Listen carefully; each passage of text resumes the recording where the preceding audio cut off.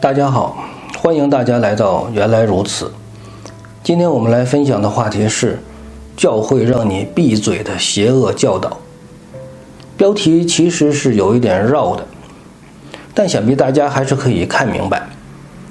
在当今教会中存在着很多我们看似习以为常，但却又是不折不扣的错误教导。很多没有分辨能力的弟兄姐妹为此一直被捆绑着，好多时候内心会有很多不同的理解，但又苦于没有地方解开这些疑问。现实中的教会能在一起答疑解惑的机会很少，很多教会的牧师是不喜欢你多问问题的。回答的满意，或许你会有更多的问题，这样呢就问起来没完没了。回答的不满意呢，牧师还会丢面子。今天我们就来跟大家分享一个让你闭嘴的邪恶教导。这句话可是厉害，不知道有多少基督徒就是因为这句话变成了有苦难言的悲催角色。这种教导也捆绑了几代的基督徒，让他们困惑自己的信仰当真如此吗？好吧，废话不多说了，我们正题开始。教会是由人组成的，形形色色的人聚集在一个地方，要在一起聚会，还要在一起侍奉，难免会有一些意见是不一样的地方，或者在你眼里有看不惯的他人的行为。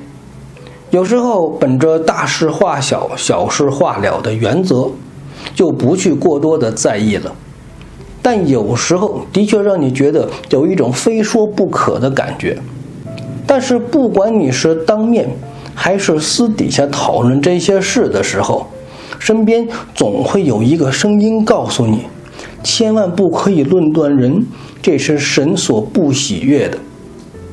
马太福音第7章第1节，你们不要论断人，免得你们被论断。路加福音第6章37节，你们不要论断人，就不被论断。你们不要定人的罪，就不被定罪。你们要饶恕人，就必蒙饶恕。罗马书第2章第1节，你这论断人的，无论你是谁，也无可推诿。你在什么事上论断人，就在什么事上定自己的罪。因为你这论断人的，自己所行的却和别人一样。这几段经文都是那些想让你闭嘴的人最喜欢引用的。似乎圣经说的已经再清楚不过了，人不可以论断别人，你论断别人，你就会被论断，还会被定罪。那么论断什么意思呢？按照现在中文的解释，第一，动词，指通过论证而做出的判断。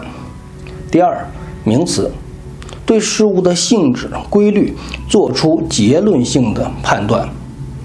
现在清楚了，如果按照中文圣经译本的理解，你们不要论断人的这个论断应该是动词，因为行使论断这个动作的主体是人。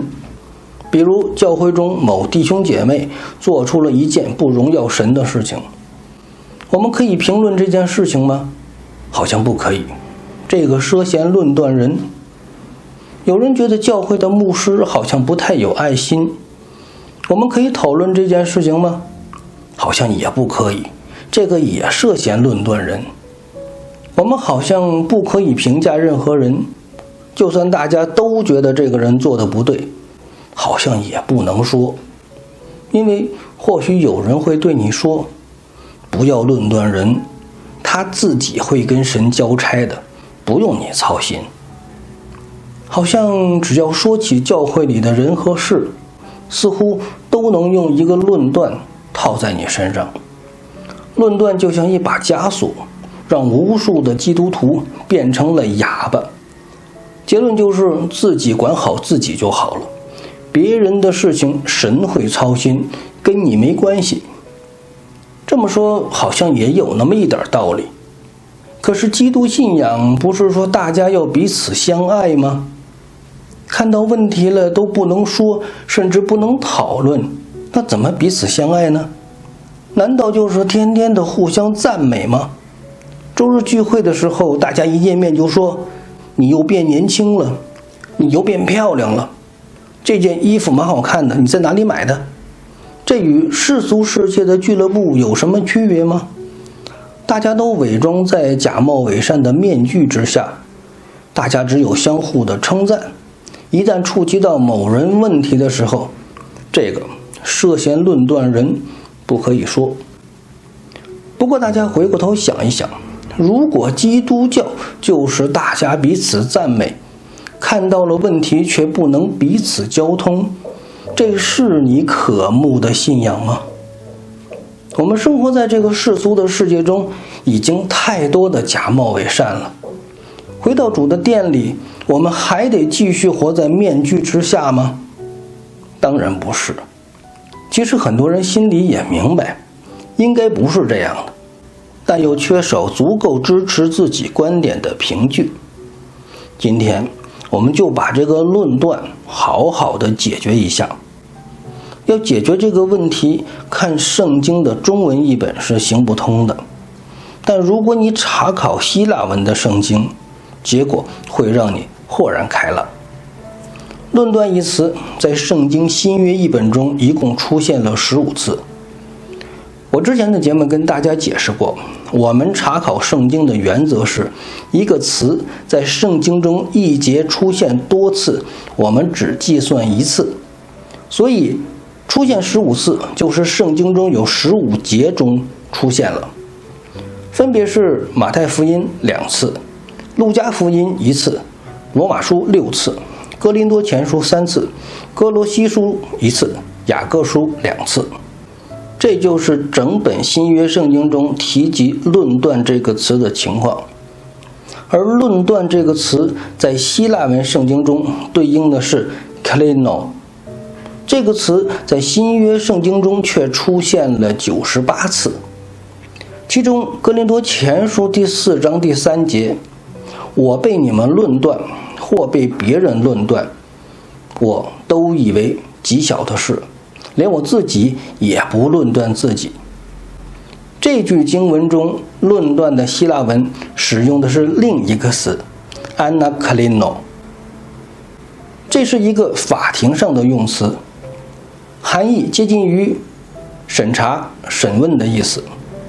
所以我们暂且将这一节放在一边。中文译本中另外14次的论断对应的都是希腊文的 kalino。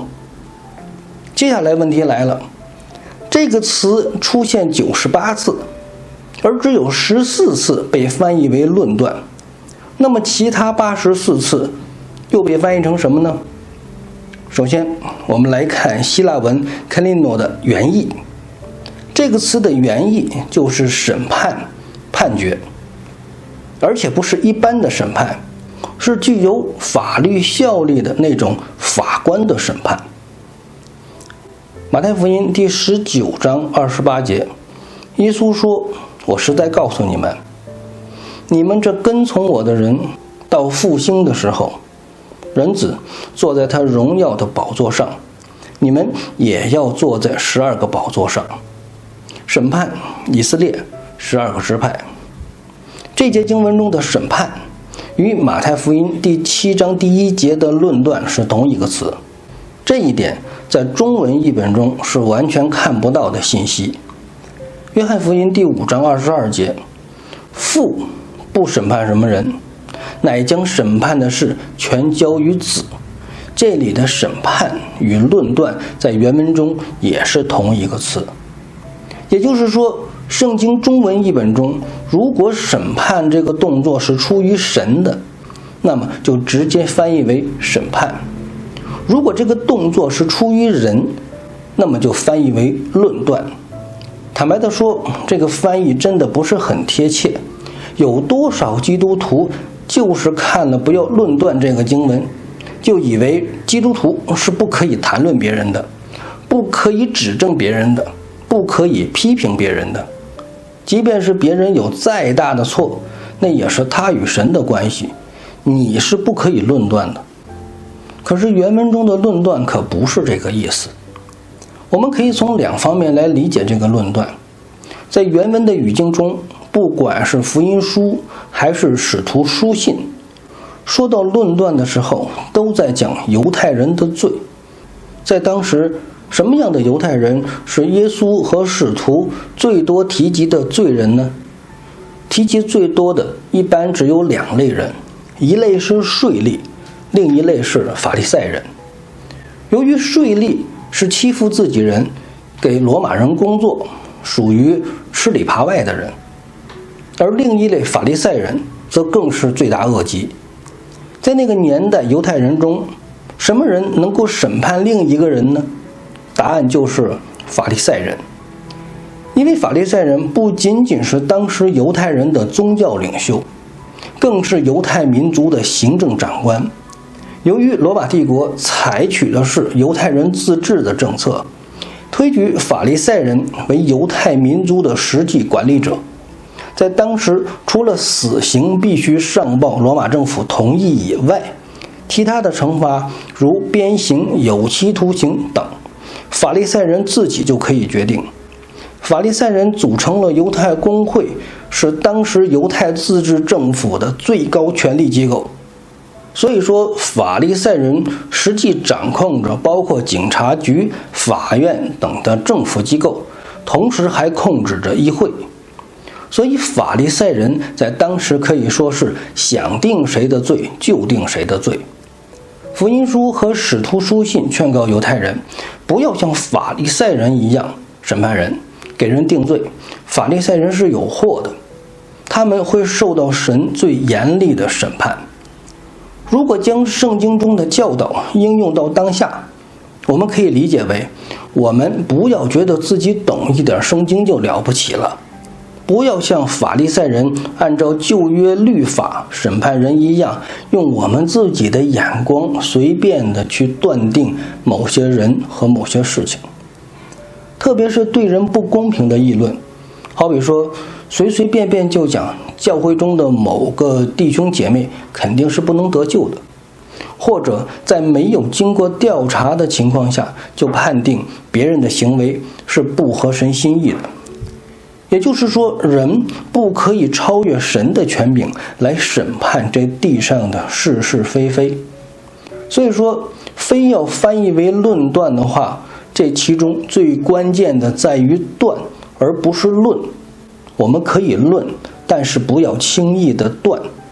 所以圣经新译本中将论断改成了判断，标准译本中将论断改成了评断。虽然这样的翻译有所改进，但最终还是不能表达审判的原意。在英文译本中使用的是 judge， 而 judge 这个词名词的含义就是法官、裁判的意思。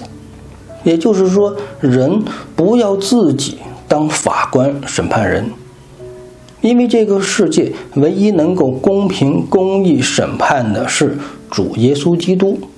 人不是神，人也不要妄想着去当神。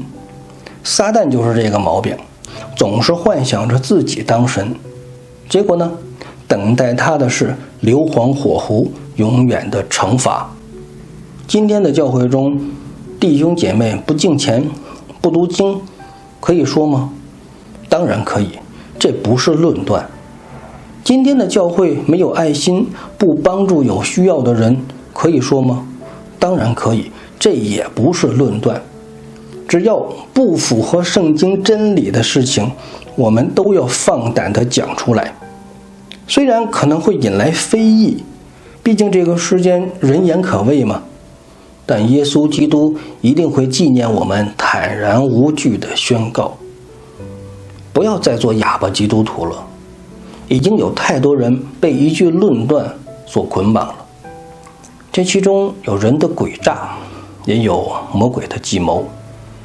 面对这些让你闭嘴的邪恶教导，你的选择会是怎样的呢？作为基督徒，我们到底应该是怕得罪人，还是怕得罪神呢？醒来吧，弟兄姐妹，如果你已经看到了这世间多行悖逆的事，你就应该站出来做点什么。最后，我们来分享以弗所书第5章第6到第14节，新译本。不要给别人用空言欺骗了你们，正因为这些事，神的震怒必定临到那些悖逆的人，所以不要与他们同流合污。你们从前是黑暗的，现今在主里却是光明的。行事为人就应当像光明的儿女，光明所结的果子就是一切良善、公义、诚实。你们要查验什么是主所喜悦的，不要参与暗昧无益的事，倒要把它揭露出来，因为他们暗中所做的事，连提起也是羞耻的。凡被光揭露的，都是显而易见的，因为一切显露出来的就是光。所以有话说，睡了的人呐，醒来吧，从死人中起来吧，基督必要照亮你。